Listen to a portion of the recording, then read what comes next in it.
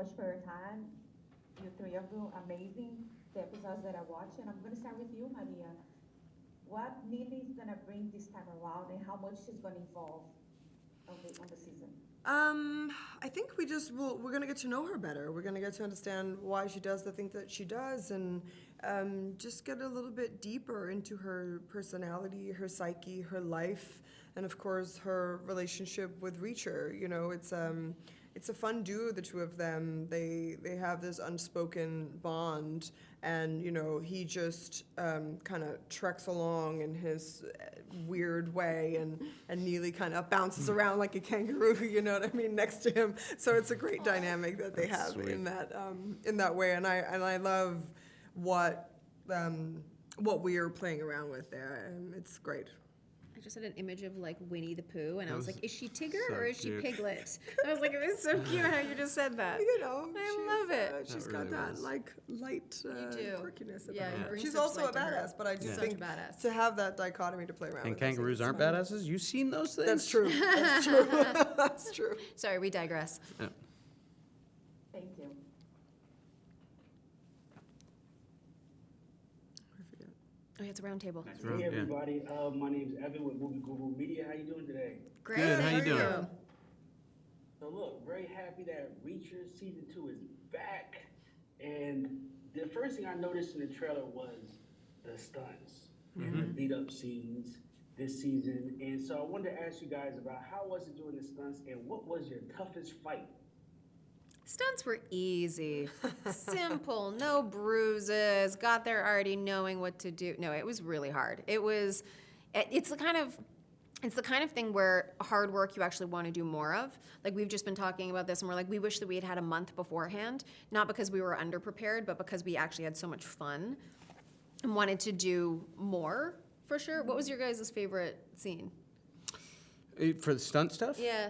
I mean, probably mine's coming out to that bathroom, Yeah, that thing was a in great the one in the too. house, which is like this brutal brawl where you really see that O'Donnell's out of his depth, and he's dancing with this guy. It's not like he's under a mistletoe or anything. Nope. His life is in genuine danger. 100 Pete. Well done. Thanks. Appreciate it. Oh, and for Oh, me, you, I think probably there's this one particular fight in a hospital where Neely is having a fight with this guy, and he sends her through the glass. It's quite dramatic, and I got to do that myself. I love doing my own stunts, and I generally do all of my own stunts on this show. It's not very fun for my stunt double, but they're good sports about it. And I think it's exciting to work with a stunt team that allows us to do that and will work with us to create scenarios where we are able to execute these things ourselves. And so that probably is my most favorite moment. But I do love the tactical relay in the graveyard, but you can't talk about that yet. Can't talk about No. this Fight Club. Yeah. Ooh, we are the official Fight Club right now. Kind Number of, one rule, we yeah, can't talk gosh. about it. And your stunt double is a Taekwondo Yeah, world she's champion. a beast. Yeah. Yeah, Wow. great. Hi, I'm Deborah Wallace with the Hollywood Times. Hey. Comparing the first season to the second season, what were some of the most difficult or challenging scenes?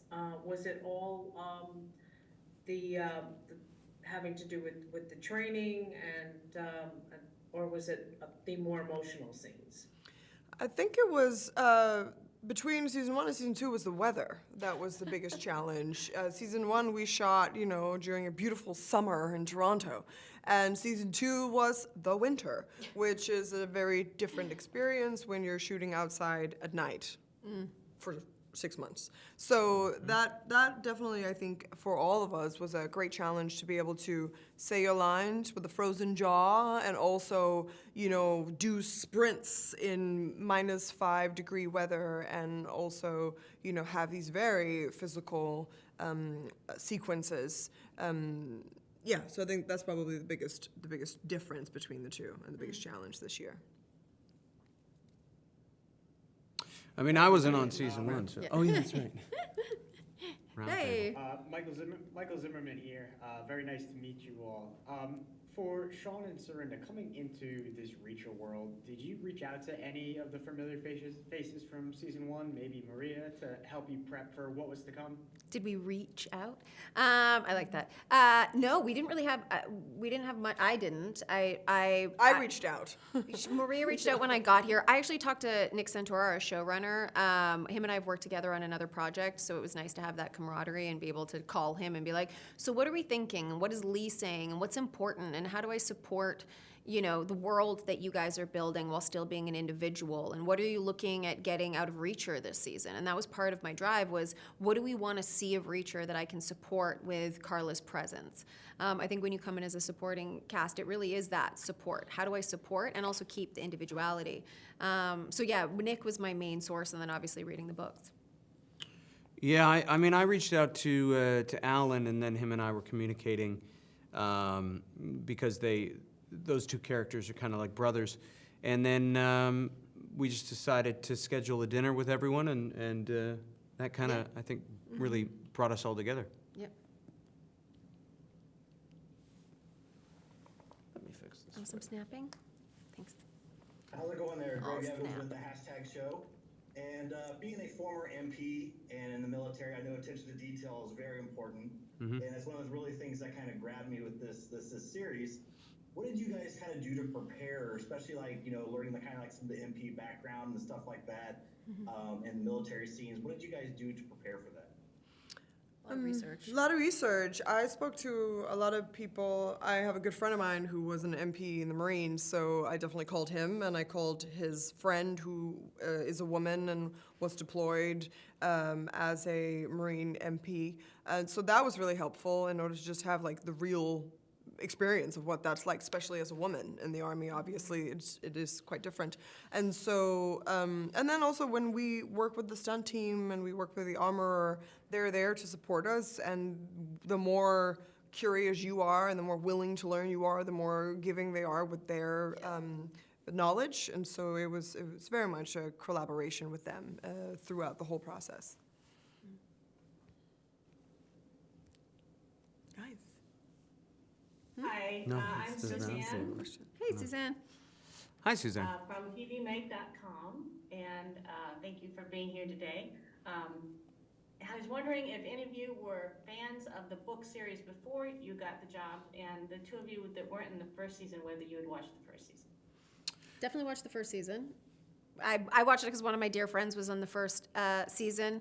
Willa, she actually took me as her guest for the premiere, randomly enough, and so I'm there in the pictures, cheering her on. And who knew that we would have it would be the opposite this season, which was really cool. So yeah, I went to the premiere as a supporting friend, and then I went home and watched the entire series as a fan.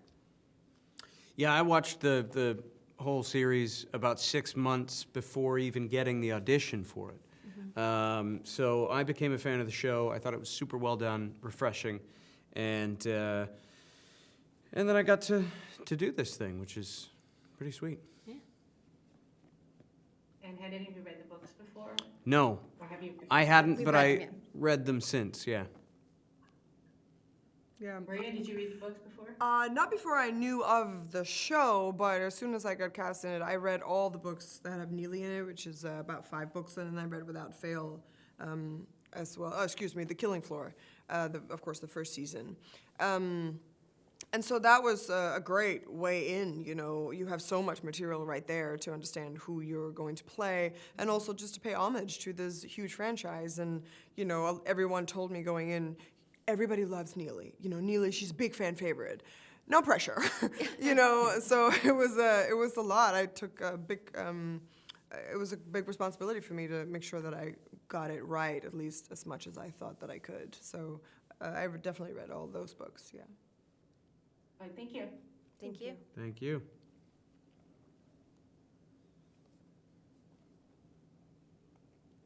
Hello, Matt Curry with TV Week in Canada. Hi, everyone. Hey. Hi. So yeah, one of the most interesting things I found about this season is obviously the formation in the past timeline of the special investigators, and Jack Reacher is such a he's a drifter, he's a loner, he's inscrutable in a lot of ways, And they say that, you know, there's the family you're born into and there's the family you choose. And this is really the family that he chooses, your characters.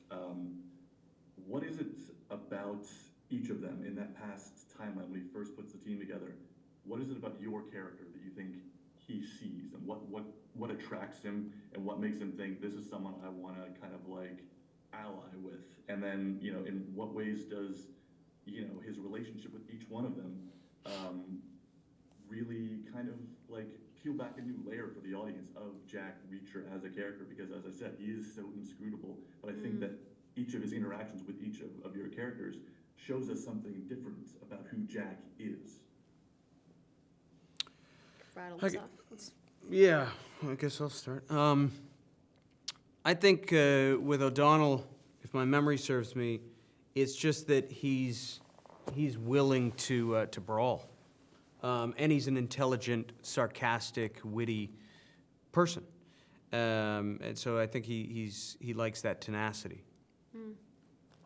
Yeah, I think for Neely, you know, I think in the beginning, she is just a person who's going to get stuff done, and she's a person who believes in right and wrong. You know, her sense of loyalty and ethics is very clear.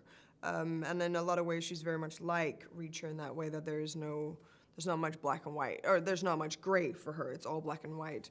And I think he sees that sort of just purity in her in a way, I think, that initially gets her involved in the 110th, and then her skepticism, like, you can choose me, but I don't know who you are, so it's a two-way street here. And I think that probably forms a kind of respect between the two of them once they sort of test each other and pass those tests. Totally. I think for Carla, it's just her intelligence. I think it's her emotional intelligence, and then it's also her mental intelligence. She is an accountant, but she also knows how to work a room in a situation to keep herself safe and her friends and family safe. And I think that's something that he sees in her from a very young age. And I think that's why she is intrigued by him as well, is because he sees her for who she is. And I think there's a bit of that reciprocated between the two of them. In this season, you kind of see the lines that will then be crossed that weren't crossed in the past. So I think that's one of the things that that I see as the character, and then also how he interacts with her. All right, we have time for one last question. Jenna. Not that the first season didn't have any heart, but I think Carla Dixon brings a lot of heart to the relationship with Jack. Yeah. So how did you involve that, Serinda, with Alan, that chemistry that you see on screen on the episodes? Yeah, I think with any actor, you know, you sit down and you have a conversation about your characters and how they feel. It's a professional situation, so you sit there and you go, okay, what do our two characters feel about each other, and how do we make this come together? I think as a testament to the entire cast, we get along really well, and we joke really well. And I think sometimes it was funny, we'd have the director be like, okay, but Reacher, you can't be funny, or you can't be that, like, have that much emotion, you have to pull it down. And that was actually my goal as Carla, was to kind of crack Reacher a little bit. Obviously, he wouldn't show it, but I think that might be what you're picking up on, is the heart, is her ability to be present with him and not want to change him and not want to make him become anything different, but just be really present with who he is this little wandering vagabond with, you know, a toothbrush, you know, not that little, but in the sense of, yeah, like this dude that just wanders. And I think she doesn't want anything from him other than to potentially connect at this one point in their life. So I appreciate that. I'm glad that came through. Yes, it did. Thank you. He's just this And thank little you all. wandering leprechaun. Our time comes around. Eating cinnamon. Appreciate Yeah, you guys. stuffing his mouth with